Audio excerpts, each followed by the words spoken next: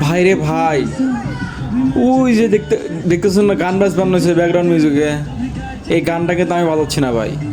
ওই যে সামনে দেখেন একটা ট্রলার আসতেছে, ওই ট্রলারের ভিতরে লোকজন বক্স নিয়ে গান বাজানো হয়েছে। এখন ওখানে গান বাজার কোনো সমস্যা নাই। এই যে এখানে কিছু মেয়ে মানুষ আছে, কিছু লোকজন এখানে ছবি ওঠানোর জন্য আইছে, ঘোরার জন্য আইছে বিকালবেলা। এখন এই ঘোরানোর জন্য আসার পরে এই ট্রলারটা এখান থেকে 3 পাক দিছে অলরেডি।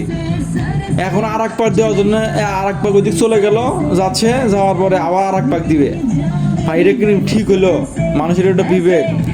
এখানে লোকজন আসছে হলো ছবি উঠানোর জন্য, গল্প করার জন্য। তো এই লোকজনগুলা এই লোকজনের ফায়দা উঠাইয়া এখানে 4 পাক দিয়ে দিছে অলরেডি, আরও পাক দেওয়ার সম্ভাবনা আছে। তাহলে বলেন, আপনারা বলেন এটা কি করা যায়? মানুষের বিবেক না কি করা যায়? হ্যাঁ, আমি শ্যুট করার জন্য আইছি ভিডিও, তা আমি শ্যুট করতে পারতেছি না এই আগের ব্যাকগ্রাউন্ডের মিউজিকের জন্য। কনালা বিপদ কারে কয়?